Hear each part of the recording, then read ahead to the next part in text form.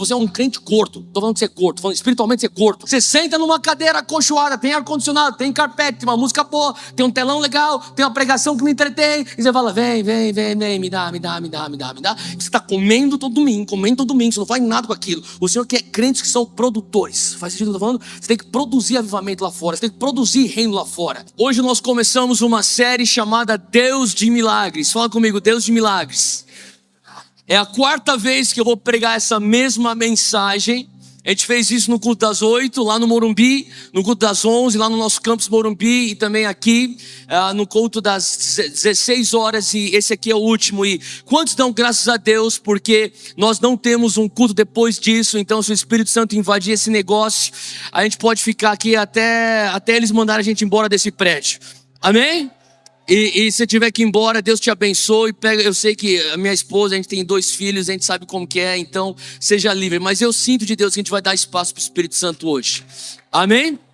E se você tiver que você tem que acordar cedo amanhã, glória a Deus, você está debaixo da graça, vai sem culpa. Olha só, eu estou começando essa série, Deus de Milagres, porque como presbitério nós estávamos conversando e a gente começou a perceber que a igreja está crescendo. E toda vez que a igreja cresce demais, a gente fica um pouco preocupado. Você pensaria até, na verdade você deveria ficar feliz, porque é bom quando a igreja cresce, mas na verdade a gente fica um pouco preocupado, porque, sabe, a verdade é que nem tudo que é bom cresce. Câncer cresce, câncer não é bom. Não estou falando que a gente é um câncer.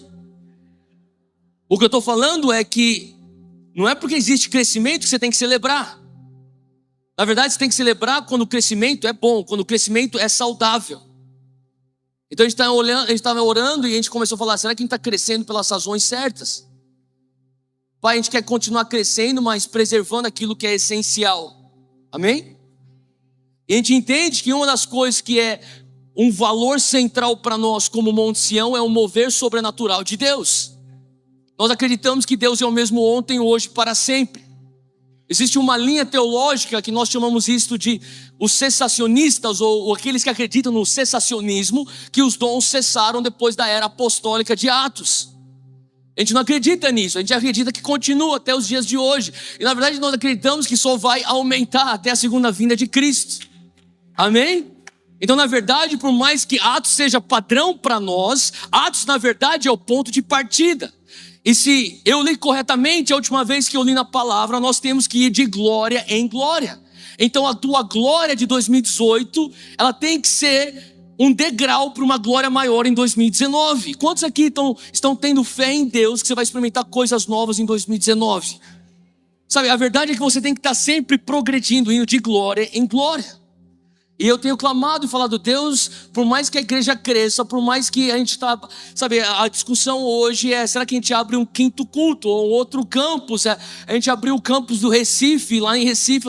A gente quer crescer com qualidade, não é só quantidade, é qualidade que a gente quer. E qualidade também tem a ver com os valores que nós acreditamos. E nós queremos ter uma cultura do sobrenatural, onde nós realmente acreditamos que o Senhor quer operar os milagres em nós e através de nós. Agora, eu cresci numa igreja avivada. Meu avô, para quem não sabe, eu sei que a maioria de vocês sabem, ele veio como missionário do Japão para o Brasil para plantar igrejas metodista livre. E as igrejas metodistas livres, muitas delas, da linhagem, pelo menos a linha dele, eles eram cessacionistas, eles não acreditavam que os dons estavam operando nos dias de hoje. Minha mãe foi na década de 70 estudar na Califórnia, no meio de um avivamento chamado Jesus Movement. Quando ela voltou, ela é uma garota metodista, vai para lá e se mete numa reunião de uma mulher chamada Kathryn Kuhlman. Alguém aqui já ouviu falar de Kathryn Kuhlman? Tá? Kathryn Kuhlman começa a falar sobre o Espírito Santo como se ele fosse uma pessoa de verdade. E o Espírito Santo encontra minha mãe, ela volta completamente impactada, ela foi batizada no Espírito Santo, ela começa a ver os dons se movendo e de repente começa aquilo que nós conhecemos hoje como Igreja Monte Sião. Surgiu nesse mover do Espírito. E uma das coisas que eu lutei, mesmo quando eu era missionário com Jocum, e eu me meti lá para a Índia, para aqueles lugares de lá, e eu falava, nunca mais volto para o Brasil, eu quero ficar aqui, eu, minha bicicleta, pedalando nos Himalaias, com minha mochila de Bíblia aqui, pregando o Evangelho. Cara, eu sou missionário raiz. Eu me sentia tão espiritual. Daí alguém falou para mim, quem sabe Deus tem para você pastorear uma igreja? Eu falei, não, em nome de Jesus. Porque eu cresci como filho de pastor, neto de pastor, eu vi tudo que cola por trás dos bastidores de igreja e as injustiças que minha mãe sofreu pastoreando igreja. Eu falei, cara, eu não quero essa vida de dor de cabeça, cara. Igreja é dor de cabeça, eu não quero isso. E sabe, a verdade é que, sabe, eu cheguei num ponto no meu ministério missionário, evangelizando pessoas, e a maior parte das pessoas que eu estava evangelizando naquela região do mundo eram muçulmanos. Eu comecei a ver que eles não estavam vindo para Jesus, por mais eloquente e por mais versátil e por mais sábio que era o meu discurso, eles não vinham para Jesus. Eles falavam, Theo, você tem um Deus, eu tenho um Deus, a gente pode ser amigo e fica por isso mesmo, cara. Alguém me deu um livro chamado Evangelismo por Fogo, de um alemão chamado Reinhard Bonk, e ele começou a contar dos sinais e maravilhas que ele estava vendo na África. E sabe, é difícil você não acreditar num Deus quando você é cego e esse Deus abre os seus olhos. É difícil não acreditar que Ele existe. É difícil não acreditar num Deus quando você está numa cadeira de roda e esse Jesus te tira da cadeira de rodas. É difícil falar, eu não quero acreditar nele. E esse cara estava tendo esses resultados. Eu falei, Deus, eu preciso disso. Sabe, eu meio que tive que dar a volta para voltar para onde, na verdade, tudo começou para mim, que foi aqui. Eu lembro com 10 anos de idade, minha mãe e meus tios me levavam para cruzadas no ginásio do Ibirapuera, de um argentino chamado Carlos Anacondia. Alguém já ouviu falar de Carlos Anacondia? Tá, eu via pela primeira vez na minha vida, pessoas saindo de cadeira de rodas. A primeira reunião que eu fui do Carlos Anacondia, eu vi um monte, literalmente, um monte. São pilhas e pilhas de cadeiras de rodas.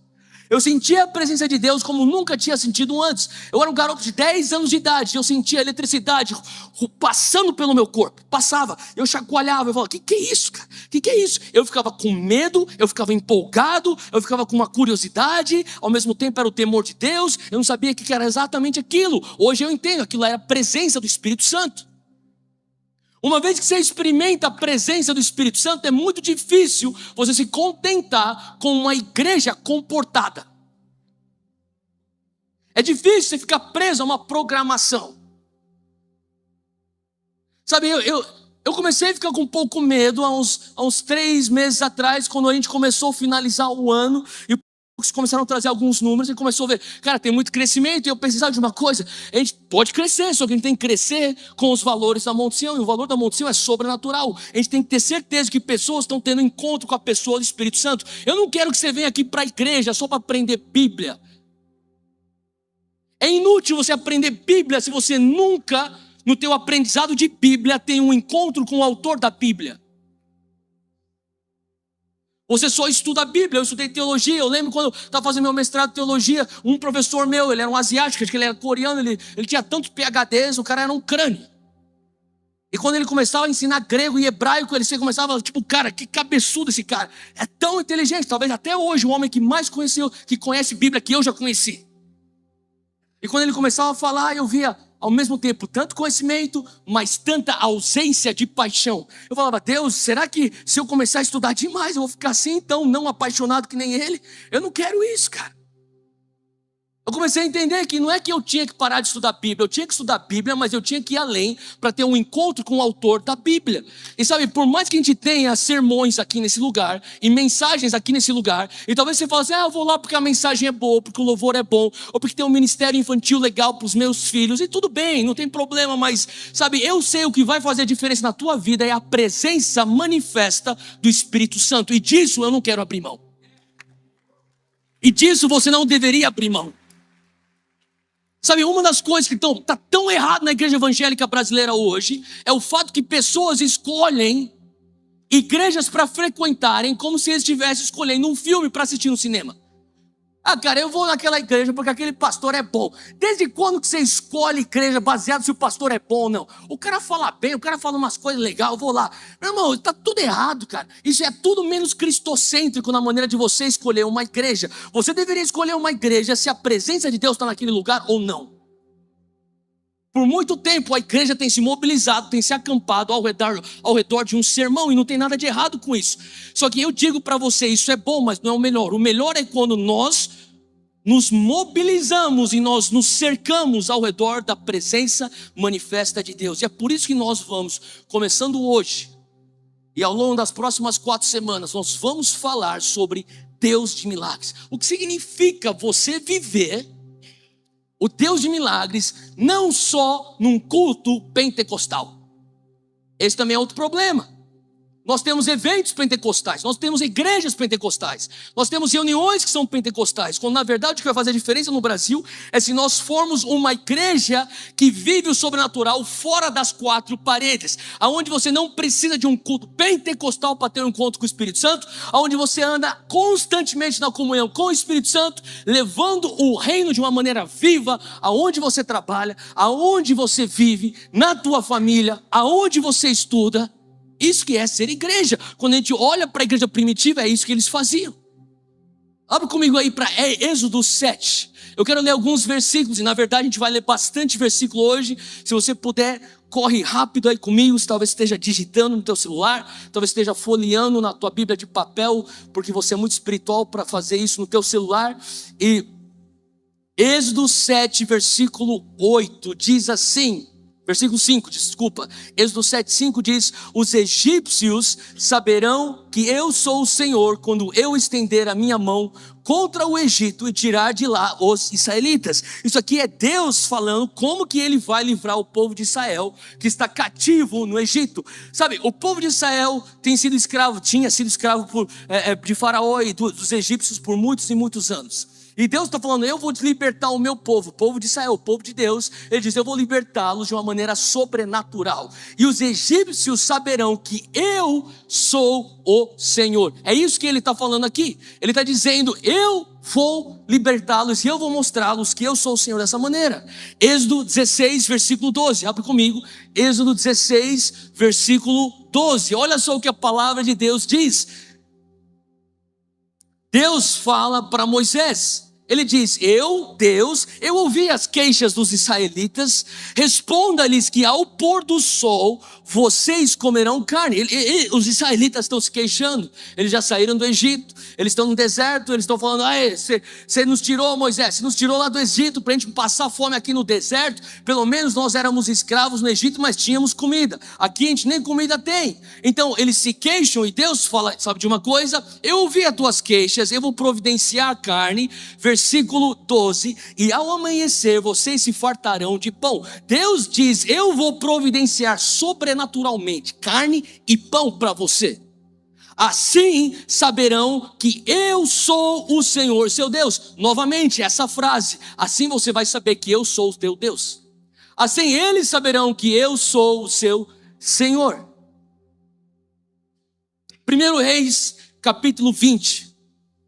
Fala comigo, 1 Reis, capítulo 20, versículo 28, diz assim: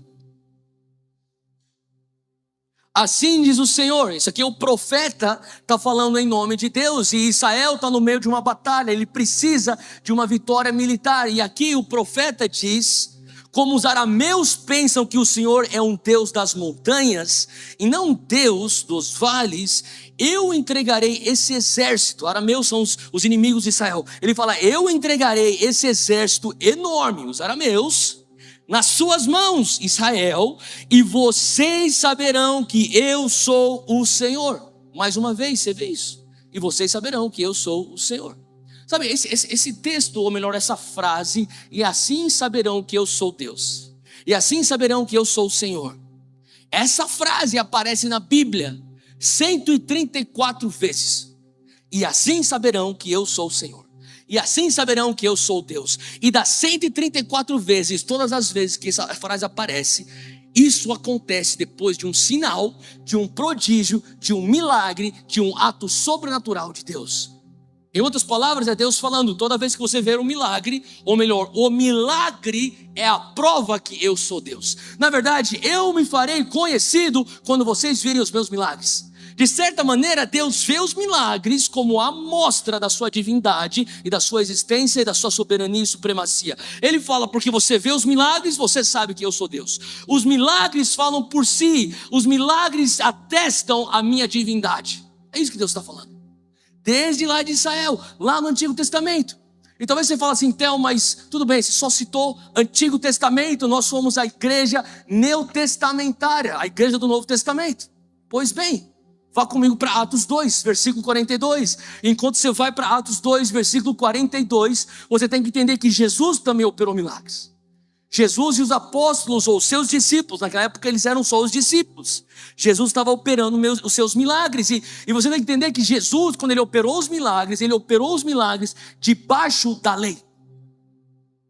A graça só vem depois da morte e ressurreição de Cristo. Então Jesus está operando como homem debaixo da lei, assim como Moisés, ele está operando milagres. Chega então Atos 2, o início da igreja primitiva, e no versículo 42, e lá para o final do capítulo 2, você tem uma descrição da igreja primitiva.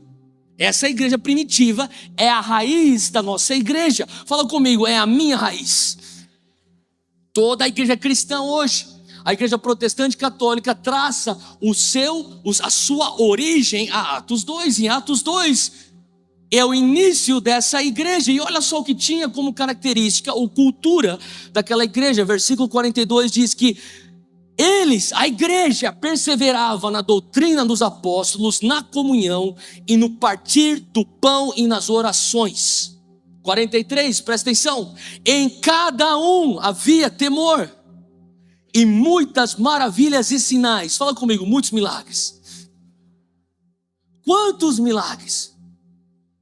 Muitos. Não eram poucos, eram muitos. Não é uma coisa que de vez em quando acontece na conferência profética anual. Não é uma coisa que de vez em quando acontece quando a irmã Canelinha de Fogo aparece em cena. Não é uma coisa que acontece quando o missionário da África vem para pregar. Não. Muitos milagres aconteciam através das mãos dos apóstolos. Constantemente haviam milagres. Era parte da cultura. Fala comigo, frequentemente. Frequentemente quer dizer que era parte da rotina e do cotidiano da igreja primitiva. Eu não tenho tempo, porque eu tenho bastante versículo aqui para ler, só que a gente não tem tempo, mas eu vou fazer o seguinte, eu vou pedir para você anotar e depois, durante a semana, você lê isso com calma. Na verdade, eu vou lançar para você o desafio que eu lancei nos últimos 3 cultos. O desafio que eu lancei nos últimos 3 cultos é que se você começar hoje à noite lendo 4 capítulos de Atos, e todos os dias dessa semana você vai ler 4 capítulos de Atos. Então hoje à noite a leitura é do capítulo 1 até o capítulo 4. Amanhã você vai do 5 ao 8 e assim por diante. 4 por dia. Antes de você voltar aqui domingo, você já leu o livro de Atos inteiro.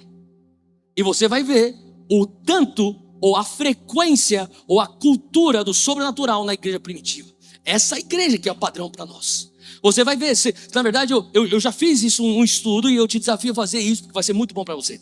Você vai ler a palavra, você vai abrir um caderno no lado, abrir um arquivo no teu computador, e toda vez que tem uma cura, uma libertação, uma salvação, um milagre, um sinal, um prodígio, um fenômeno sobrenatural, você anota, bota referência, Atos 2, 42, Atos 2, e você vai botando, e você vai ler pelo livro. Quando você terminar de ler o livro de Atos, você vai ter linha após linha, páginas após páginas, dimensões do sobrenatural, e daí você vai entender por que nós damos tanto valor para o sobrenatural. Porque a nossa igreja padrão, que é a igreja primitiva, era uma igreja sobrenatural. Agora você vai lá para Atos 3, capítulo 3, versículo 7 até o versículo 11, só anota, não tem tempo para a gente ler. Pedro cura o aleijado na porta do templo. O aleijado vem e fala para Pedro: ei, você tem prata, você tem ouro? Pedro fala: prata nem ouro eu tenho, mas aquilo que eu tenho eu te dou. Ele estende a mão e puxa ele o homem para cima. Ser curado em nome de Jesus. O cara começa pulando. Aquilo desencadeia uma série de ações na igreja primitiva. Uma das coisas que acontece em Atos 4, versículo 31, outra referência para você ler, é que Pedro está junto com os discípulos dentro da casa orando. Eles estão buscando uma resposta de Deus. A resposta de Deus vem através de um terremoto. Fala comigo, fenômeno sobrenatural. Sabe, Deus pode responder você através de fenômenos sobrenaturais. Como que você gostaria que você está no teu link, na tua reunião no lar, você está orando e fala: Deus, responde a gente. De repente vem um terremoto bem na tua casa. Talvez você não gostaria disso, mas era a maneira que Deus falou: olha, estou aqui, eu existo e eu estou te respondendo. Atos 5, versículos 5 a 10. Tem que entender que na igreja primitiva também estava tendo uma onda de generosidade.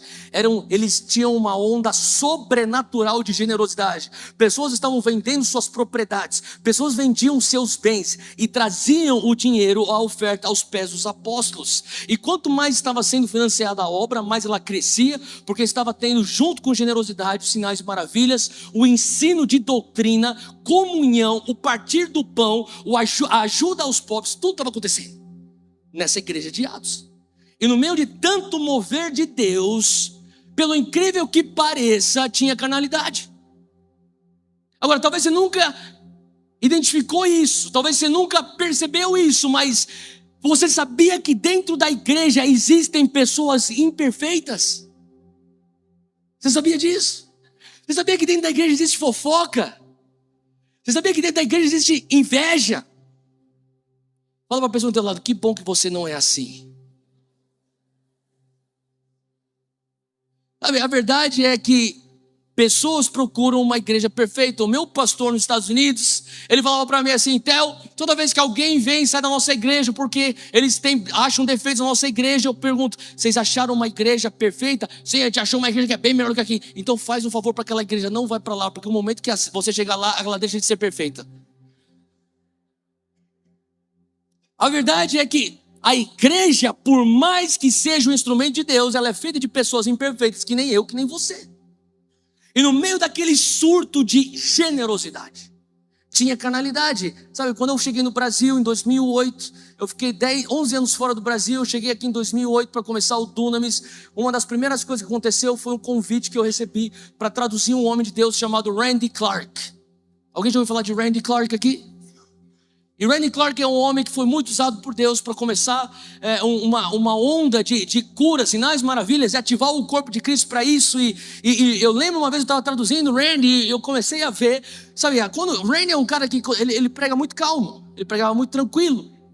E eu brinco, eu falo que ele pregava no seco, ele não tinha esse tecladinho no fundo para fazer você sentir mais ungido, tipo no seco, porque o cara era seguro na unção dele. E o cara pregava 1 hora, 40 minutos, sei lá, 50 minutos, ele terminava, ele fechava a Bíblia, ele falava, guarda tua Bíblia, guarda teu caderno, põe tua bolsa debaixo da cadeira, fica de pé, agora eu vou chamar o Espírito Santo. Tipo, calminho, calminho. Tipo, a primeira vez que eu vi, eu falei assim, mano, o que esse cara vai fazer agora? Tipo, não tem clima pro Espírito Santo ver. Tipo, cadê aquela banda que vem crescendo? Tipo, não tinha nada. E daí ele pegava e falava assim, come, Holy Spirit. Você esperava 15 a 30 segundos e de repente o pau estava quebrando. E nego capotando, e nego rodando. Eu fiquei escandalizado. Que isso, cara? Randy, o que você está fazendo? E no meio de tudo aquilo, eu comecei a perceber algumas coisas. Eu comecei a perceber que tinham pessoas que estavam fingindo serem tocadas por Deus. Eu sei que você nunca viu isso na igreja. Tinham pessoas que estavam manipulando a presença de Deus. Tinham pessoas que estavam querendo chamar atenção para elas mesmas. Não era realmente o mover de Deus. E daí eu lembro que uma vez eu perguntei para eles, depois de umas 3, 4 reuniões que eu via isso, falei, Randy, você não vê o povo lá, cara? Tem uns caras lá que estão inventando umas coisas lá. Aquele povo lá é fake, aquele negócio lá não é de Deus, cara. Aquilo lá não é o Espírito. E ele começou a falar assim, lógico que eu vejo. Ele falou assim, sabe, você tem que entender, de 10 pessoas, talvez 4 estejam manipulando, talvez 4 estejam forçando, talvez 4 estejam fingindo, talvez 4 estejam na carne, mas para cada 4 que está na carne, eu tenho 6 que estão no Espírito. Eu não vou abrir mão dos 6 que estão no Espírito barrando os 4. Para pensar nisso. Às vezes a nossa reação para o mover do Espírito, porque você já experimentou, e você pode falar, Theo, você não sabe da minha jornada espiritual. Eu participei já de uma igreja pentecostal, eu vim de uma igreja que é avivada, eu conheço o fulaninho de tal, o apóstolo, bispo, ou seja lá o que for. Eu já sofri abuso, eu vi manipulação no profético, sabe? E eu sinto muito que você já passou por isso. Isso é errado. Isso não é de Deus, isso é da carne, isso é errado, mas eu vou falar uma coisa. Tão errado quanto é a manipulação do mover do Espírito, é uma reação que fala, já que tem manipulação, eu não quero o mover do Espírito. Essa reação às vezes até é pior. Eu lembro quando eu era um estagiário, eu cursei psicologia na faculdade e um dos meus estágios eu tive que ajudar uma igreja que tinha uma ONG que basicamente o que eles faziam, eles ajudavam a reabilitar menores que estavam saindo no equivalente a uma FEBEM. E isso aí nos Estados Unidos, e eu lembro que tinha um pastor de jovens muito experiente, eu estava sendo o estagiário dele, e um dia ele chegou e falou: vem comigo, a gente tem que ir pro culto lá, e a gente vai ter que lidar com uma situação, porque, e eu falei, ele falou, só assiste, você fica aqui no canto, só observa. Eu falei, tá bom. A situação era que naquele grupo de jovens, eles eram todo mundo de ensino médio, molecada de 14 a 18 anos de idade, tinha um garoto que estava namorando uma menina, ele tinha 16, ela tinha 15, ele engravidou ela, agora as pessoas sabiam porque a barriga estava grande, e daí começou uma fofoca na igreja, e começaram a apontar o dedo para ela, para ele, e de repente o pastor teve que catar e falar: todo mundo entra aqui, a gente vai conversar. Ele falou assim: tudo bem, vocês estão apontando o dedo para ela, o que ela fez errado, o que ele fez errado, eles já tiveram arrependimento, eles já têm perdão de Deus, mas deixa eu falar uma coisa, não é disso que eu quero falar, o que eu quero falar não é da ação que eles cometeram, eu quero falar da tua reação de julgamento para eles. Ele falou assim: às vezes você não está percebendo do que pior do que o pecado que eles cometeram é o teu pecado de juízo para eles. Quem é você para julgar?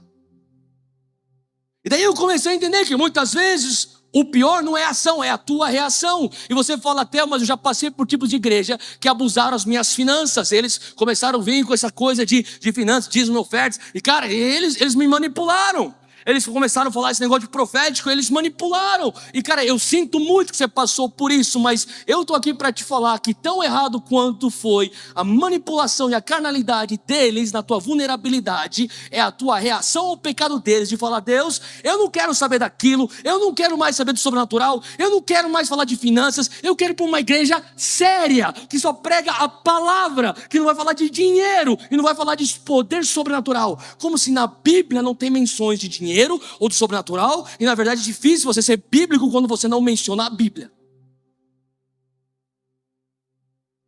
Quando na verdade a nossa reação deveria, ou a nossa resposta deveria ser: Deus, eu sei que teve abuso aqui, eu sei que teve manipulação aqui, mas eu quero responder de acordo com o Senhor. Eu não quero negar que o sobrenatural existe, eu não quero negar que os dons existem, eu sei que isso aqui é importante, eu sei que isso aqui é central no Evangelho, eu sei que existe ensinamento sobre isso, mas qual que deve ser a maneira saudável de eu viver o teu sobrenatural?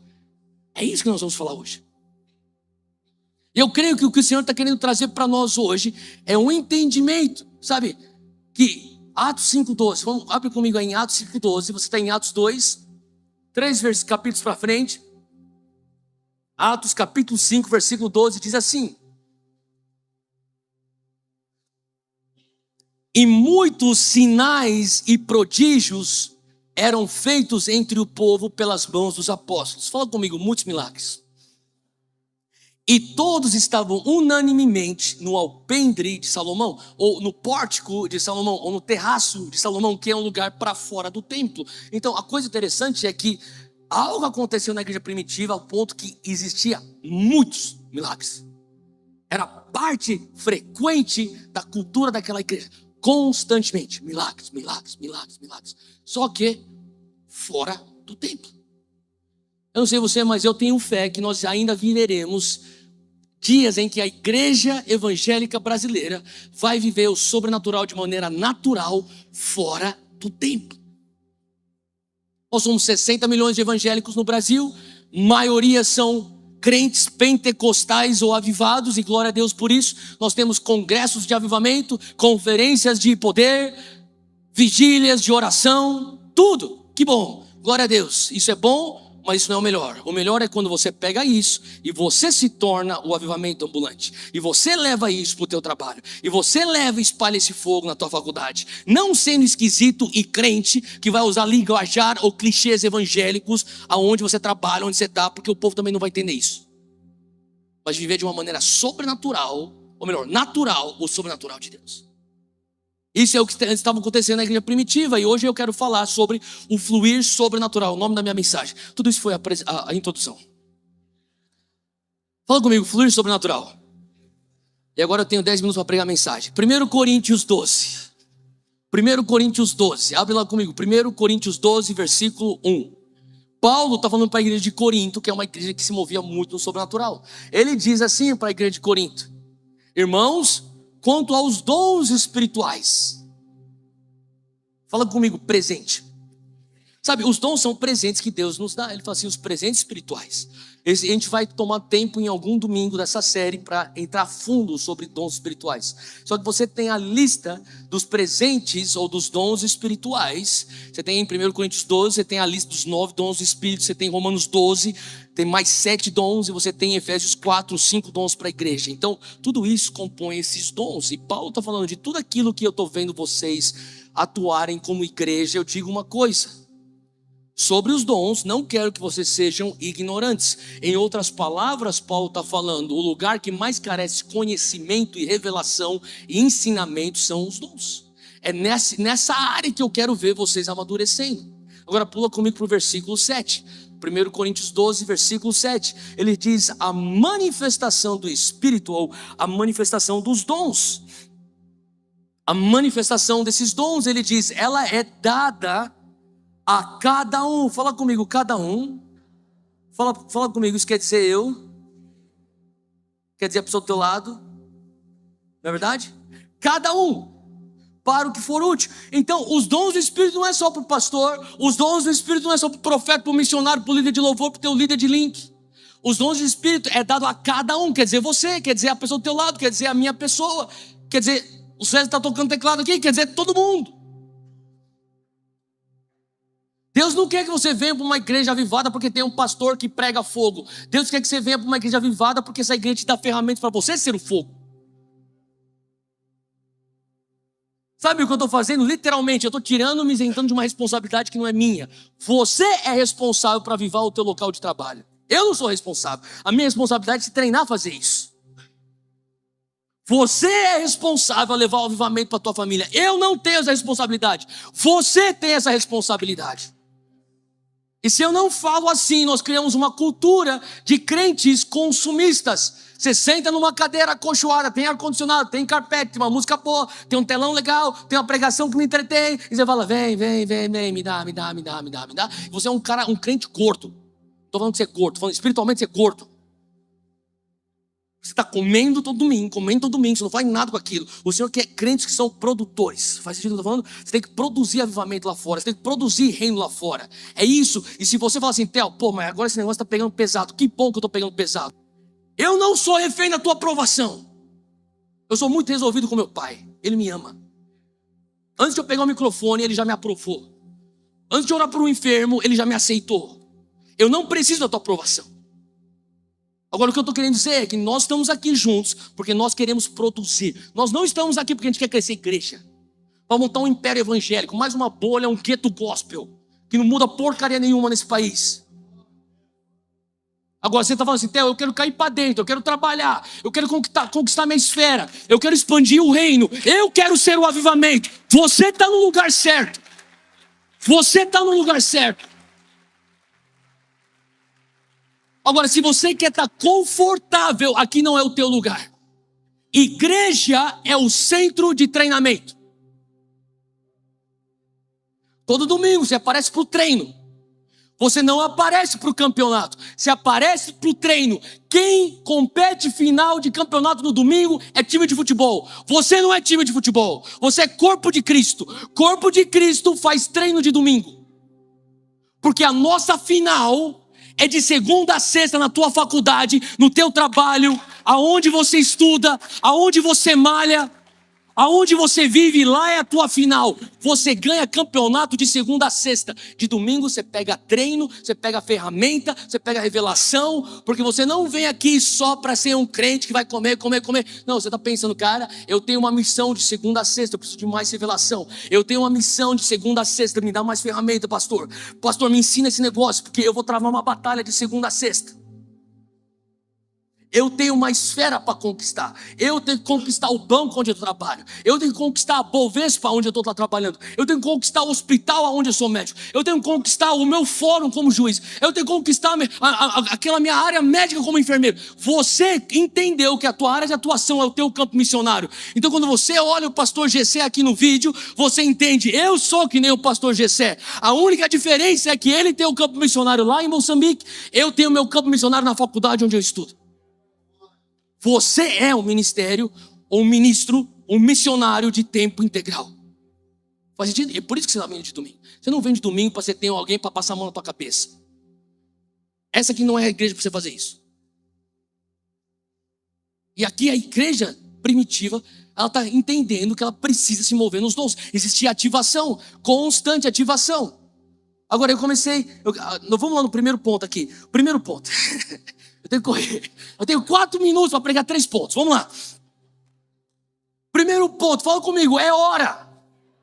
É tempo de você fluir no sobrenatural. Repita comigo, é tempo que eu venha fluir no sobrenatural. Não é amanhã, não é mês que vem, não é quando você se formar de uma escola de ministério, não é depois que você for ordenado pastor, não é depois que você se forma do seminário teológico, não, é agora. Agora é a hora de você fluir no sobrenatural. Existe uma janela de oportunidade sobre a nossa nação, sobre as nações. A gente não pode mais conter aquilo que Deus está fazendo dentro das 4 paredes da igreja. É momento de você pegar isso que você está vivendo aqui e você tem que levar para fora. Existem muitas pessoas com dor lá fora. Tem pessoas que estão morrendo lá fora. Elas não vão ser arrastadas para dentro da igreja. Nem todo mundo vai conseguir chegar na igreja. Você tem que levar isso para fora. Quando? Agora. Amanhã você já começa. Hoje, na verdade. Você vai sair daqui e vai para o restaurante. Ora pelo garçom. Faz sentido o que eu estou falando? Constantemente, você tem que entender. Eu estou de plantão. Eu sei que tem alguns médicos aqui. Eu estava conversando com uma médica aqui outro dia, ela falou assim, eu perguntei, por que você não estava aqui no culto? Eu falei assim, que eu estava de plantão, pastor. Eu falei, não, eu entendo, beleza. Eu comecei a pensar, na verdade, todos nós estamos de plantão. Nós estamos constantemente de plantão, aonde tem uma necessidade, nós estamos lá levando o reino de Deus. Faz sentido? Fala bem do teu lado, você está de plantão agora. Isaías 8, abre comigo, versículo 18, Isaías 8, 18. A palavra de Deus fala assim, o profeta diz, eis-me aqui com os filhos que me deu o Senhor. Quem aqui é filho do Senhor? Levanta a mão, você é filho ou filha do Senhor? Olha só o que ele fala, como sinais e maravilhas em Israel. Deus, se você puder anota isso aqui, Deus não quer apenas que você faça sinais e maravilhas. Deus quer que você venha levar para um outro patamar. Deus quer que você leve para o patamar onde você se torne o sinal e a maravilha. Faz sentido? Eu estava quinta-feira lá no Rio de Janeiro, num encontro de 100 pastores evangélicos com os líderes do governo. O presidente Bolsonaro estava lá, o presidente do STF, o presidente do Congresso, Davi Alcolumbre, estava lá também. E eles estavam lá falando sobre o Brasil. Estavam falando como é importante aquilo que a gente estava fazendo. Eu estou lá, estava fazendo as coisas. Eu estava grato a Deus que eu estava lá. Estava feliz que eu estava lá. Mas eu não consegui não pensar. Tá bom, e depois aqui? E depois? E o Senhor começou a falar comigo, sabe? Esses caras estão reconhecendo que a igreja brasileira faz sinais e maravilhas. Eles estão reconhecendo que se não fosse pelo voto dos evangélicos, não estariam lá. Principalmente o presidente Bolsonaro, ele sabe. Foram os evangélicos que elegeram ele. Ele sabe disso. Estava lá todo mundo lá conversando e tal. E daí eu comecei a pensar. E eu era um dos mais jovens. E tinha um outro jovem pastor também lá do Rio de Janeiro. Eu falei, eu conheço ele, estava conversando. E daí ele falou assim, Theo, o que você está analisando? Eu falei assim, eu estou analisando que isso aqui é bom, mas isso aqui é um bom começo. Só que isso aqui não é o ideal de Deus. Ele perguntou qual que seria o ideal de Deus. Eu falei assim, isso aqui são pessoas que conhecem que nós fazemos sinais e maravilhas, só que o ideal de Deus é quando eles olharem para nós como o sinal e uma maravilha. Eu não estou falando que, não estou criticando isso. Eu estou falando que isso aqui é um bom começo, a gente tem que continuar. Eu falei, Deus, quando? Será que daqui 20 anos? Será que daqui 30 anos? Será que daqui 10 anos? Quando que a gente vai ter um momento onde pessoas que vão estar lá dos 3 poderes vão olhar para o Brasil e falar, ou melhor, olhar para a igreja do Brasil e falar, o que vocês têm de solução para a nossa crise de segurança pública? O que é que vocês têm de solução para a crise que nós temos na Previdência? O que vocês têm de solução para a crise de corrupção que nós temos? Sabe, nós chegamos, nós estamos evoluindo. Eu lembro quando eu cresci como uma criança evangélica na década de 80 e 90 e eu raramente conhecia crianças evangélicas fora das crianças da igreja. Nós éramos muito minoria. E só no fato de ter pessoas no poder, nos 3 poderes do Brasil, reconhecendo o valor ou a presença de evangélicos já é um bom e um excelente começo. Mas eu comecei a falar com esse outro jovem pastor, sabe? Daqui a pouco o bastão vem para a nossa geração. E nós temos que levar a igreja para um nível de influência e maturidade. Esse nível de influência e maturidade só se chega quando você tem a revelação que você não vem para a igreja para consumir. Você vem para a igreja para angariar ferramentas para você produzir de segunda a sexta. E por isso que eu estou falando para os jovens aqui. Se você tem um jovem aqui no Vox, o pastor Eduardo é o líder dos jovens. Ele está falando assim para os jovens: a gente não quer, a gente tem uma estatística, a gente faz pesquisas, cada 6 ou sei lá, 12, 8 meses, a gente faz pesquisas, a gente fala assim: a gente não quer ter a geração nem, a geração que nem estuda e nem trabalha. Você tem que fazer alguma coisa na tua vida, meu. Vai estudar, não, chega nesse papo, eu vou abrir mão de tudo para seguir Jesus. Meu irmão, essa coisa não deu certo até hoje, porque a única coisa que deu é pessoas lotando o gueto evangélico. A gente dá a esfera da educação para os que não são de Deus, a gente dá a esfera da política para aqueles que são de Deus, a gente vai abrindo mão de tudo, a gente desocupa espaço e fala: Deus, traz o avivamento. Deus, olha, vocês estavam no lugar para fazer o avivamento. Faz sentido? É por isso que os jovens estão aqui e estão falando assim: não, você tem que estudar, cara. Você tem que entrar, você tem que ser juiz, você tem que ser deputado, você tem que subir, faz o melhor que Deus. E se Deus não tem para você essa posição de influência, seja onde for que você estiver, você vai ser luz da terra, você vai ser sal do mundo, luz do mundo, sal da terra. Você consegue influenciar aquela tua área. Você precisa mudar a tua mentalidade, entender: eu tenho um campo missionário fora do culto de domingo. E aqui você começa a ver que a palavra de Deus fala sinais e maravilhas. Atos 2, volta lá comigo, versículo 17. Olha só o que está escrito lá. É uma citação da profecia de Joel que diz que do meu espírito nos últimos dias eu derramarei sobre toda a carne. Os vossos filhos e as vossas filhas profetizarão. Os vossos jovens terão visões e os vossos velhos sonharão sonhos. Se você é filho e você é filha de Deus, levanta a mão. Você é o canal de profecia.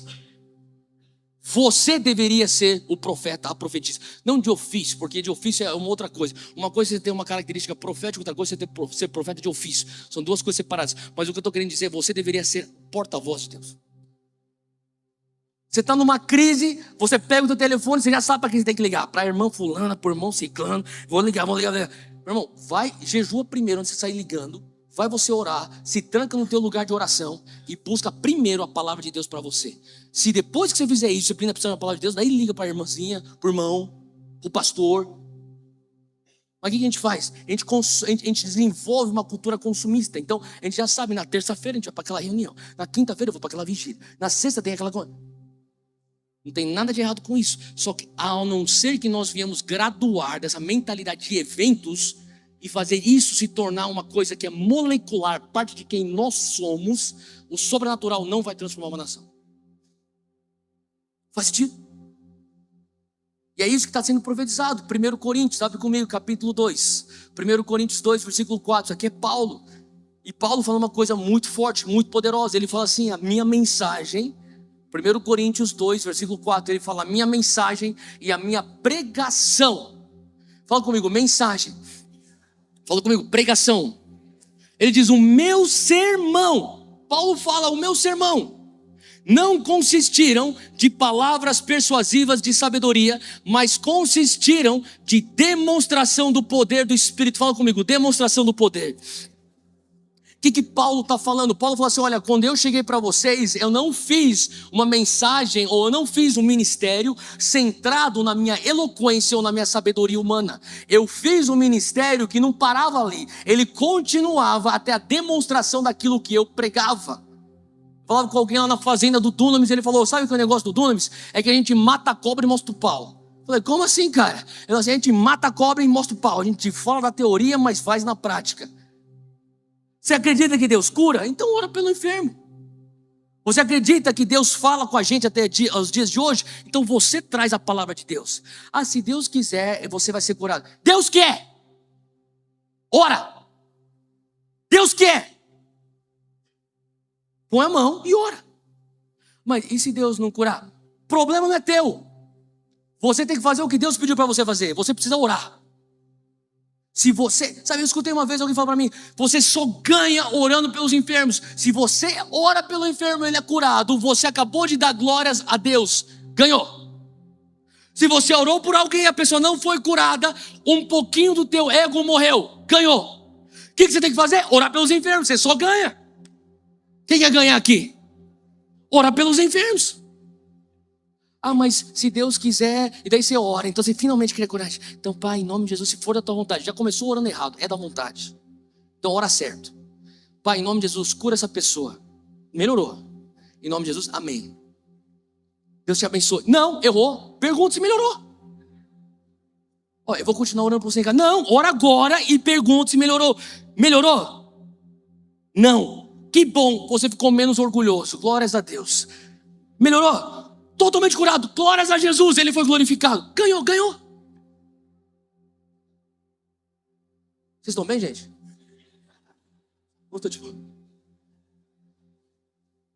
Olha só, por que Paulo fala que eu não vim com palavras persuasivas, mas eu vim com demonstração do poder? Versículo 5.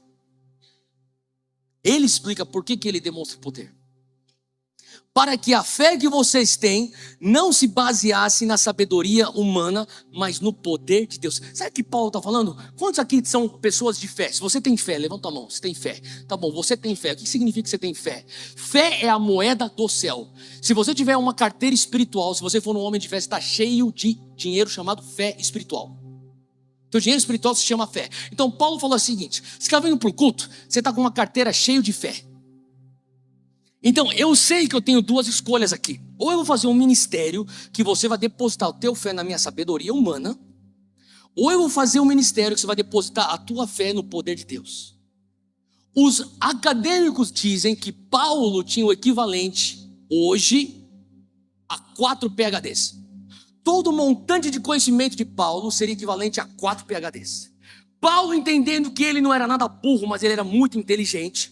Paulo entendendo que ele era uma pessoa extremamente conhecedora da palavra. Ele se resguardava de atrair glória para ele, de pegar a fé do povo sendo depositada sobre ele, falando: quanto mais fé que você tem, mais eu tenho que demonstrar o poder de Deus, porque quando eu demonstro o poder de Deus, você entende, escutou minha sabedoria humana, mas a tua atenção logo é revertida para o poder de Deus. Então eu não vou ficar colecionando a glória de Deus, eu na verdade estou só refletindo a glória de Deus. Só que sabe qual é o problema? É que a gente está indo para a igreja porque o fulano prega bem. Não venha para essa igreja porque a gente prega bem. Você tem que escolher uma igreja que tenha a presença de Deus. Então os caras vão dizer: eu vou escolher uma igreja que prega bem. Aí você vai lá e você pensa que está numa igreja. Você não está, você está numa palestra de filosofia. Aí o cara lá está filosofando, viajando na antropologia, ligando com a história da igreja. Antes dele vem um cara lá com uma bossa nova lá de 3 músicas, chama isso de louvor, adoração. Você pensa que aquilo é igreja. Aquilo não é igreja, cara. Aquilo não difere em nada daquilo que seria uma palestra acadêmica num seminário teológico. Quem ir para a igreja, você tem que ir para um lugar onde tem a manifestação do poder de Deus. Pensando: Deus está pegando pesado hoje. Eu tenho que pegar pesado. Porque senão, daqui a pouco, a igreja se torna uma ONG que prega teologia. Jesus não morreu para uma ONG que prega teologia.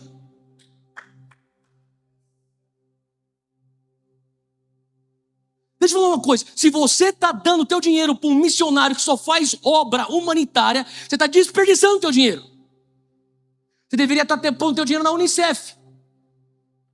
Você deveria pôr teu dinheiro no Médicos Sem Fronteiras. Põe teu dinheiro no Rotary. Eles fazem um trabalho humanitário melhor que a igreja evangélica. Então você não investe em missões? Eu invisto em missões. Eu invisto em missões com pessoas que são discípulos de Cristo.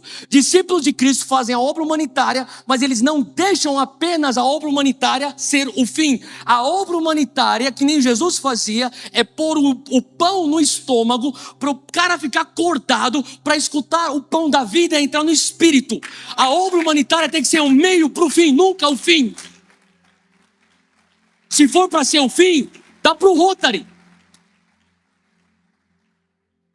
Se você investe em missões, para de investir no missionário que só faz obra humanitária. Invista na Unicef, no Criança Esperança, os caras fazem o melhor trabalho. É para botar dinheiro no reino? Então põe para alguém que está demonstrando o poder do reino. Paulo está falando isso. Eu não vim só para falar coisas filosofando, para você ficar impressionado com o meu conhecimento. Paulo tinha conhecimento de sobra. Ele fala, cara, eu venho com a teoria, mas eu venho com a prática. O mundo está cansado da tua teoria. O mundo não precisa da tua teoria. O cara que está morrendo de câncer não quer saber de teologia. O cara que está prestes ao divórcio não está nem aí qual que é a tua escatologia. Meu irmão, o cara precisa de um milagre. Você carrega o poder de Deus? Ou você só é um evangélico? O Brasil não precisa de mais evangélicos. O Brasil precisa de discípulos de Cristo que carregam a manifestação do poder de Deus. Número 2, eu preciso fluir no sobrenatural. Fala comigo, eu preciso. Não é uma opção se, será que fica legal, né? Um cristianismo sobrenatural. Pô, fica atraente, eu acho que fica bem. Não. É necessário, é essencial, é central ao evangelho o sobrenatural. Por que, Theo, que você precisa se mover no sobrenatural? Porque nós, como Monte Sião, precisamos fluir no sobrenatural. Porque tem tudo a ver com a oração de Jesus. Pai nosso que estás nos céus, seja feita a tua vontade, venha o teu reino, seja feita a tua vontade, assim na terra como nos céus. Mateus 6, versículo 10, na verdade, é a grande comissão. Você pode pensar até, mas pensei que a grande comissão era Marcos 16, Mateus 28. Na verdade, Mateus 16, Mateus 28, é, na verdade, a sub-grande comissão da grande comissão, porque o big picture mesmo é Mateus 6, 10. Venha o teu reino, fala comigo, venha o teu reino. Seja feita a tua vontade, assim na terra como no céu. Jesus está falando, Deus, ele fala assim, Pai, quando eu estava no céu, eu lembro como as coisas funcionavam. Quando eu estava no céu, eu sei qual que é o teu padrão. Eu estou aqui na terra porque eu venho trazer o teu reino. Sabe, Jesus, o segundo Adão. O primeiro Adão estava na manifestação do céu na terra, no Éden. Quando aquilo é quebrado pelo pecado, Jesus vem como segundo Adão para trazer uma outra chance. E quando ele entra nessa outra chance, ele inaugura o reino de Deus. E quando ele inaugura o reino de Deus, ele fala, vem reino de Deus, seja feita o padrão do céu aqui na terra. Como que as pessoas vão saber qual que é o padrão do céu aqui na terra, sem a manifestação do sobrenatural? Se você só vai falar na teoria, lá no céu é isso, no céu aquilo, mostra para mim o que é no céu. No céu tem enfermos? Não tem, então cura. No céu tem alguém com depressão? Não, então ora por alguém que está com depressão. No céu tem alguém que é endemoniado? Não tem demônio no céu, então liberta o cara. No céu tem alguém que está desviado? Não, então traz o cara de volta para Jesus. No céu existe. Deixa eu te falar uma coisa, quando você chegar no céu, você não precisa se mover no sobrenatural. Quando você chegar no céu, quantos aqui tem convicção plena que você vai para o céu? Tá, então deixa eu falar uma coisa. Você está com contagem regressiva, contagem que está na tua casa. Olha, você tem não sei quantos anos, não sei quantos dias, não sei quantas horas para você fazer a obra do reino aqui. Porque quando você chegar no céu, você não precisa discipular ninguém. Quando você chegar no céu, você não precisa orar por nenhum enfermo. Quando você chegar no céu, você não vai precisar profetizar sobre ninguém. Quando você chegar no céu, você não vai precisar evangelizar ninguém. Se tem um momento para você fazer, isso é agora. É preciso a manifestação sobrenatural para mostrar para as pessoas o reino vem. A outra razão porque você precisa da manifestação do sobrenatural é porque o reino precisa ser mensurável. O reino precisa ser mensurável. Fala comigo, mensurável. O que significa que quando você está falando assim, sabe, Lucas 11, versículo 20. Abre aí comigo, Lucas 11, versículo 20.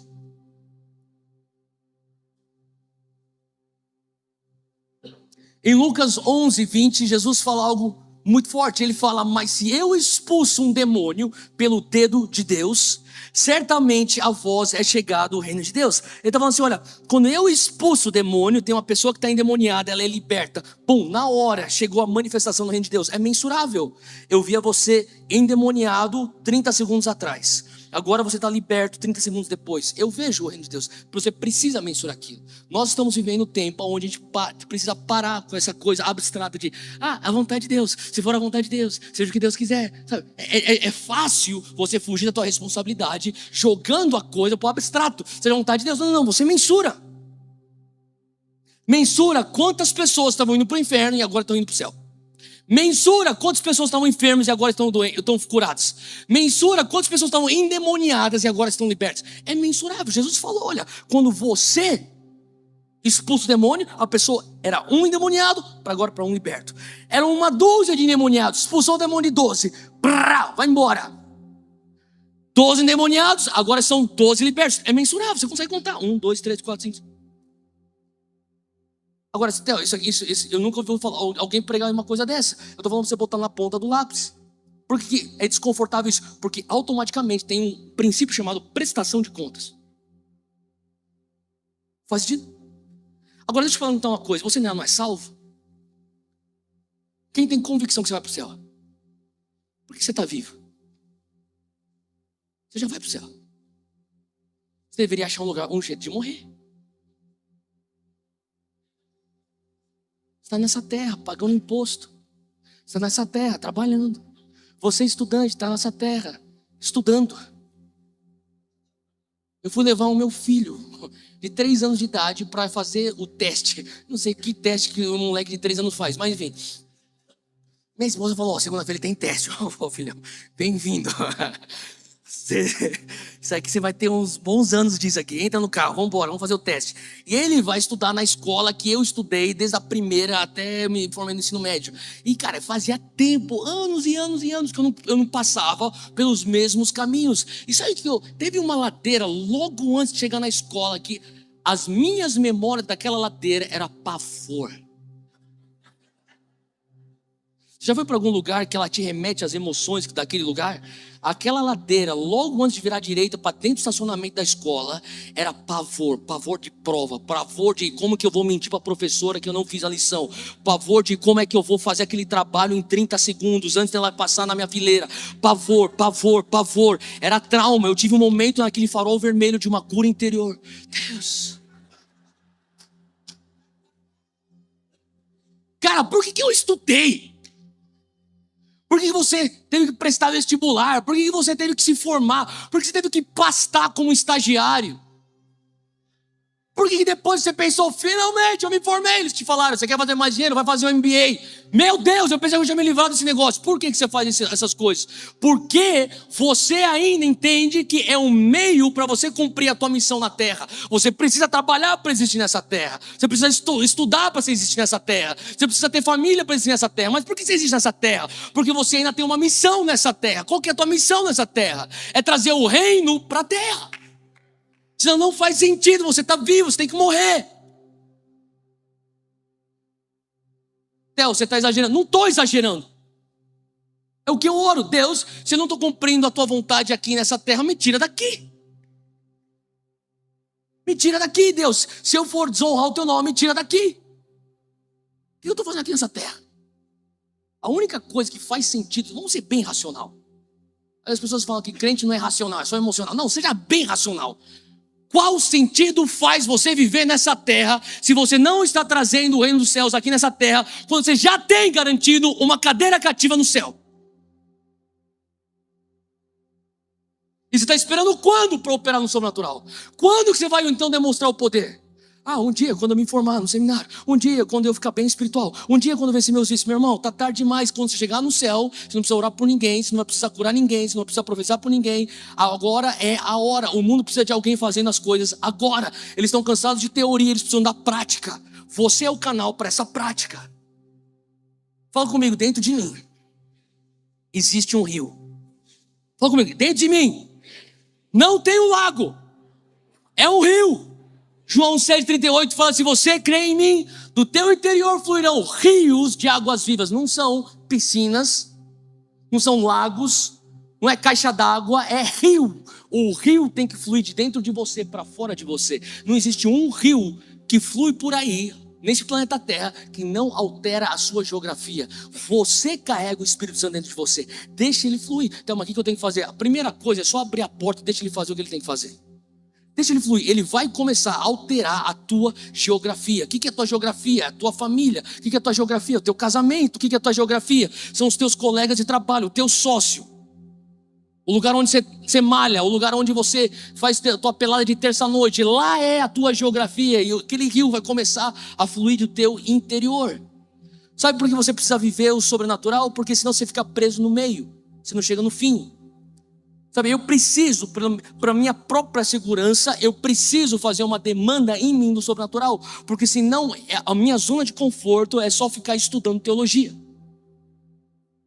Você vai se tornar um evangélico que ama a palavra. Glória a Deus que você ama a palavra. Eu também amo a palavra. Mas eu sou muito mais louco pelo autor da palavra do que a palavra em si. Eu amo a palavra porque a palavra me leva para ter um encontro com o autor. Se a palavra não me leva para ter um encontro com o autor, não faz sentido eu estudar a palavra. Então eu preciso entender que se eu não vou para o sobrenatural, eu fico preso no meio. Qual que é o meio? A teoria. Ele quer me levar da teoria para a prática. Faz sentido? E eu sei que está soando um pouco agressivo isso, mas entenda, meu coração não é de ofender ninguém, meu coração não é de ficar batendo porque eu tenho prazer em bater, porque eu não tenho prazer nenhum em bater. E antes de falar com você, eu estou falando comigo todos os dias isso. Outro dia eu me cobrei disso. Eu falei, Theo, você tá aquele cara lá, né, que tá pregando nas conferências, viajando o mundo.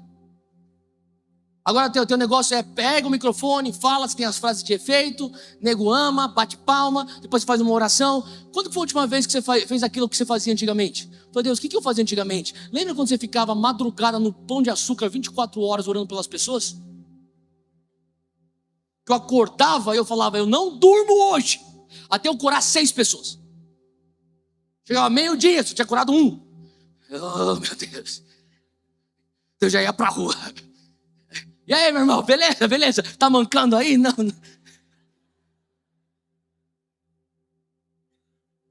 As pessoas perguntavam, por que o pessoal do Dunamis é meio assim? A gente foi gerado no fogo. A gente juntava, a gente falava assim, a gente é faca na caveira. Ninguém vai dormir sem curar 6 pessoas. A gente não deixava ninguém dormir.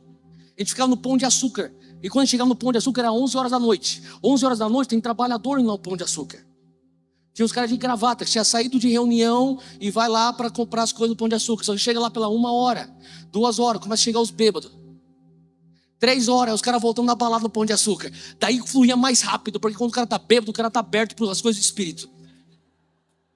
Cara, os melhores encontros naturais que eu vi pessoas que não acreditam em Jesus terem é quando os caras estão bêbados, quando os caras estão muito loucos. Os caras, tipo, uau, caraca. Eu nem sei se o cara tá na loucura dele ou era Deus mesmo, eu acho que pode ser Deus mesmo. Mas o cara tinha um encontro com Jesus, a gente tem testemunho de nego caindo debaixo da unção lá pelo Pão de Açúcar. O segurança começou a ver, a gente entrava assim, vocês estão proibidos daqui. A gente orava pelas pessoas e ficavam chacoalhando debaixo da unção lá nas fileiras do Pão de Açúcar. Era nego sendo curado. Teve uma vez que o cara começou a ser curado dentro do McDonald's lá em Brasília. O pessoal começou a ser curado. Eu peguei e falei assim para a mulher do McDonald's, aí me vê aí uma tesoura que eu vou arrancar o gesso dessa menina aqui. O que você vai fazer? Eu falei, eu vou arrancar o gesso. A menina veio com uma muleta com gesso daqui até aqui. A gente começou a orar, ela começou a tremer, sentir tudo tremer dentro dela. Eu escutava os ossos dentro do gesso dela. Daí o Fuller, cadê o Fuller? Não tá nem tá aqui, cadê o Fuller? O Fuller tá aí. Não tá aqui, foi embora. Mas o Fuller é o cara da câmera aqui. Já naquela época já tinha o câmera, eu falei, Fuller, corre lá no carro, pega a câmera. Eu falei assim, ó, o Espírito Santo de Deus está aqui, Ele quer te curar agora. Você quer receber oração? Ela começou a sentir. Eu falei, mais Deus. Ela, tá pegando fogo. Daí, ela era menor de idade. O pai dela estava lá, ô pai, tudo bem, pai, tudo bem. Você sabe o que eu estou falando? Eu sou evangélico, eu já vi uma coisa dessa antes. Falei, então tá bom, então você me autoriza a arrancar o gesso da tua filha? Eu te autorizo, eu saí correndo lá no McDonald's. Ô moça, me vê uma tesoura aí, eu vou arrancar o gesso da menina lá. Você vai fazer o quê, moça? Eu vou arrancar o gesso, daqui a tesoura. Daí ela veio com a tesoura, já veio 3 funcionários do McDonald's para assistir. A gente começou, arrancamos o gesso, daí ela começou a andar. Quando ela começou a andar, ela começou a chorar. Ela começou a sentir a presença do Espírito Santo. Daí eu cheguei e já levantei o gesso. Tem alguém mais precisando de oração aqui?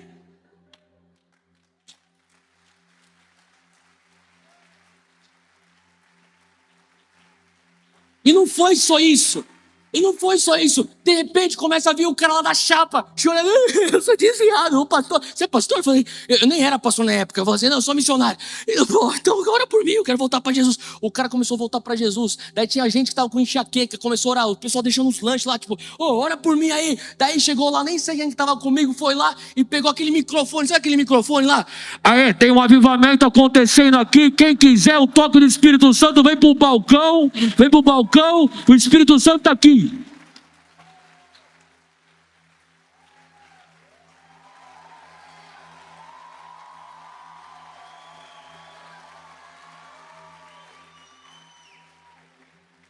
Cara, é disso que eu estou falando, cara.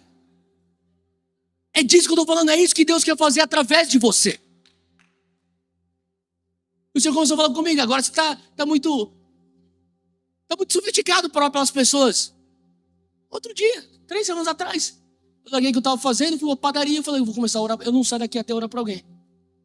Sabe, de vez em quando você tem que cobrar de você mesmo, voltar para fazer as coisas que te levam ao teu coração desperto. O que é o que te levava ao teu coração desperto? É jejum? Volta a jejuar. O que é que fazia você? Cara, tem alguns livros que eu volto a ler, aquele livro começa a acender uma chama dentro de mim. Caçadores por Deus. Quando eu leio aquele livro é velho. Mas quando eu leio, porque tarda o plano avivamento de Leonard Ravenhill, quando eu leio esses livros eu começo a ficar maluco. Você viu que eu acabei de ler um deles essa semana? Evangelismo por Fogo, Reinhard Bonnke, cara. Tem algumas coisas que tem que descobrir, tem algumas músicas que eu escuto. Quando eu começo a escutar Obsession do Delirious, aquele negócio, eu começo a querer chorar, cara. Você tem que descobrir aquilo que acende o fogo no teu coração, alimenta aquilo. Às vezes é uma canção que você escutou naquele momento da tua vida, volta para aquele lugar, para aquele negócio despertar em você. Você tem que proteger a chama acesa no teu coração. Não se torne um religioso tão sofisticado que você não consegue mais incomodar crente. O dia que você não consegue incomodar crente, é perigoso. O dia que quando você fala de Jesus, as pessoas não te amam ou não te odeiam, é perigoso. Se elas estão indiferentes quando você fala de Jesus, é perigoso. Que te odeiem, mas que elas nunca fiquem indiferentes quando você fala de Jesus. Uma coisa está queimando dentro de você. É preciso nós movermos no sobrenatural, porque quando nós nos movemos no sobrenatural, nós damos provas imediatas e irrefutáveis da vontade de Deus. Romanos 12:2 diz que, sabe, a palavra fala, não vos conformeis com este mundo, mas sejais transformados pela renovação da vossa mente, para que conheceis qual seja a boa, perfeita e agradável vontade de Deus para a tua vida. Qual que é a boa, perfeita e agradável vontade de Deus para a tua vida? Bem simples. Estava conversando com um jovem, ele me contou, até eu estava lá no final do ano, reunião de família, meu avô estava com um problema no joelho. Eu tenho amigos meus, primos meus que não são cristãos, tenho primos meus que são cristãos desviados, e em algum momento na reunião de família eu falei, aí pessoal, vamos orar pelo vô? A pessoa tipo, cara, o que você está fazendo, cara? É Natal, velho. É exatamente, Natal, ele está comemorando Jesus, aquele que cura. Vamos orar pelo vô? Tá, beleza. Ele começou a orar pelo vô, um jovem aqui da igreja, começou a orar pelo vô. De repente o vô começou a sentir alguma coisa no joelho, o vô ficou de pé, começou a falar assim, cara, eu fui curado. O pessoal, não. Os caras eram crentes, tipo, não. Longe de mim ser esse crente. É mais rápido para duvidar a veracidade de uma cura do que celebrar uma cura. Aí o pessoal começa, não é possível, eu vou que não era nem crente. Não, é verdade, passou, não tem mais dor, não tem mais dor. Daí de repente as pessoas começaram a chorar, as pessoas começaram a sentir a presença de Deus. E esse jovem, adolescente, 17 anos, 8 anos, ele começou a falar assim, é isso que Deus faz. O que aconteceu? Ele acabou de providenciar uma prova imediata e irrefutável para a família inteira. Essa é a vontade de Deus. Isso é a vontade de Deus. Quando alguém é liberto de um demônio, na hora, aquilo é uma prova irrefutável. Essa é a vontade de Deus. Eu quero descobrir qual que é a vontade, perfeita vontade de Deus. Sabe qual que é a perfeita vontade de Deus? Que você seja usado como canal de bênção. Essa é a vontade de Deus. Faz sentido?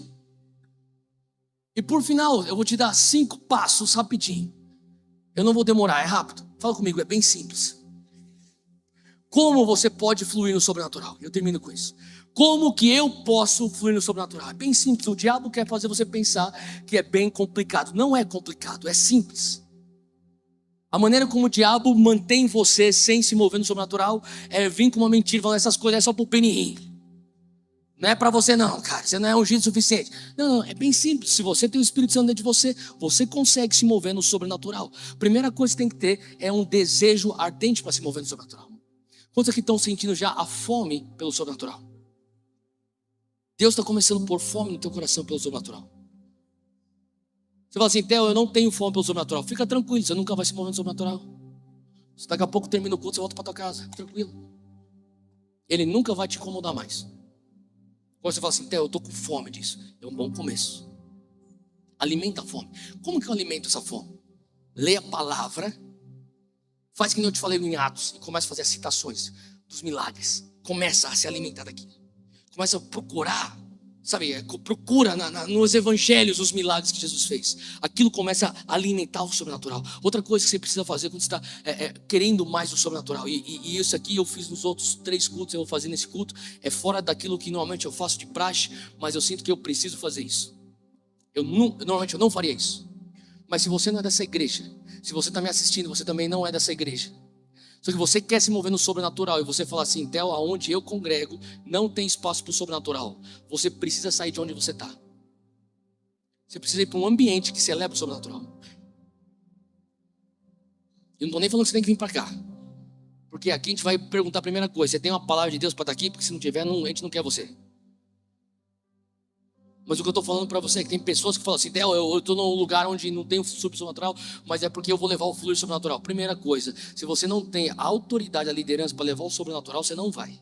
E segundo, se você ficar permanecendo lá demais, aquele negócio vai apagar teu fogo. Você tem que proteger teu fogo. Sai daquele ambiente que não está aumentando tua chama. Vai para um lugar onde tem alguém soprando na tua chama para voltar a pegar fogo novamente. Segunda coisa, você tem que se disponibilizar para o Espírito Santo. Você tem que fazer espaço para ele. Isaías 6 fala que o ano que o rei Uzias morreu, eu vi o Senhor alto e sublime, e suas vestes enchiam o templo. O profeta Isaías, ele teve uma visão, ele teve um encontro sobrenatural. Diante daquele encontro sobrenatural, ele tem, sabe, algo que confronta a realidade dele. E daí no versículo 8 de Isaías 6, você não precisa nem ler, só escuta. Ele fala assim: depois disso eu ouvi a voz do Senhor que dizia: a quem enviarei e quem há de ir por nós? Então eu disse: eis-me aqui, envia-me a mim. Sabe, o profeta Isaías fala: eu vi algo. A tua resposta quando você tem um encontro com o poder sobrenatural de Deus é você responder: eis-me aqui, envia-me a mim. A tua resposta, a resposta correta quando você tem um encontro do profético, você fala assim: eis-me aqui, envia-me a mim. Você quer abrir espaço. Eu escutei uma estatística que dizia que de todos os moveres de Deus, dos avivamentos, dos despertares de Deus ao longo da história da igreja, tinha uma coisa em comum: os líderes dos despertares, dos moveres de Deus, normalmente eram líderes que no mover anterior eles eram ou crianças ou adolescentes ou jovens.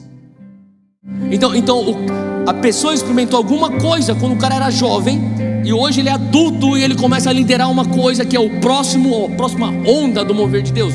E eu começo a entender que muitas vezes isso acontece porque você experimentou um padrão do mover de Deus, e desde o dia que você experimentou isso quando você era criança, você nunca conseguiu se contentar com uma igreja comportada. Cara, eu lembro quando eu tinha 10 anos de idade, naquelas reuniões de Carlos Anacondia. Eu lembro nas reuniões que eu fui no Pacaembu com David Young Cho, e a presença de Deus que me tocou. Eu lembro desses lugares onde eu tive homens de Deus impondo as mãos sobre mim. Quando criança, minha mãe me pegava e me levava, ela cortava a fila mesmo. Vinha, tipo, vem, meu filho vai receber oração aí. Homem de Deus, bota a mão na cabeça desse menino aqui, ó. Era qualquer lugar que tinha um homem de Deus, ele vinha e metia a mão na minha cabeça, que minha mãe me botava na frente dele. Põe a mão na cabeça desse menino aqui. Eu vi coisas quando eu era criança, por exemplo, orelhas aparecerem sobrenaturalmente em um garoto que não tinha orelha, ele só tinha um buraco no lado do crânio. Depois que você vê isso com 10 anos de idade, você não duvida da existência de Deus. Eu tive momentos quando eu fui batizado no Espírito Santo, orando em línguas, com fogo queimando, calor, eu suava. A gente morava na Inglaterra, na neve, no inverno na Inglaterra, nevando, eu suava. Eu comecei a tirar a coberta, a roupa. Eu lembro, literalmente com 11 anos de idade, eu levitando do sofá, do colchão.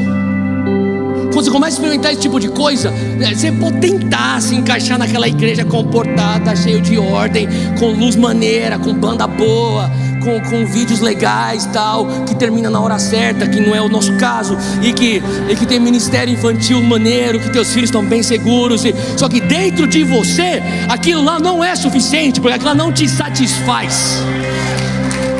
Não te satisfaz, você sabe que não te satisfaz. Sabe por que você sabe que não satisfaz? Porque o que eu conheço nessa cidade de São Paulo, de pessoas que frequentam esse tipo de igreja, aquelas corretinhas, aquelas tudo em ordem, tudo previsível. 1h15 de culto, tudo certinho. Só que na quinta-feira, lá no apartamento da minha amiga, vai lá que tem a irmã Cecília, tá chegando, ela tá descendo no monte, ela vai vir lá e o pau tá quebrando. Você não tá ligando para aquele teu pastor eloquente, você tá ligando para aquela irmã da canela de fogo. É isso que você tá fazendo, porque você sabe o que é a Vera, você sabe o que é de verdade. Deus está falando, cara, assuma. Você sabe o que é de verdade, você sabe o que é o poder. Theo, mas é que eu tenho um conflito. Tudo bem. O que eu estou querendo falar para você, sabe, essa inquietação é de Deus, não é às vezes o Espírito Santo falou para você, cara, eu preciso que você comece a abraçar isso como teu estilo de vida. Finalmente, você precisa se livrar do teu orgulho e do teu medo. Esse é o número 3. Número 4, você precisa entender que os milagres normalmente precedem o passo de obediência. Na Bíblia você começa a ver, Jesus dá uma ordem de obediência: vai lá e encha as talhas de água, e depois que eles enchem, a água se torna vinho. Vai lá e lava os teus olhos, e depois que ele lava, ele começa a ver. Vai lá, se banhe 7 vezes, o profeta falou para o general. Ele se banhou 7 vezes, ele é curado de lepra. Requer um passo de obediência. E por final, você precisa discernir o fluir do Espírito. O fluir do Espírito normalmente são 2 tipos. É um fluir de amor, quando você começa a sentir a compaixão do Espírito Santo dentro de você, e você dá espaço para aquela compaixão, para você orar pelos enfermos. E também é o fluir de luz, onde você anda na retidão do Espírito e você consegue ter comunhão e passar essa luz para as pessoas que estão na escuridão. Então fica de pé onde você está, porque existe esse fluir nesse lugar agora. Aonde você está agora, existe esse fluir.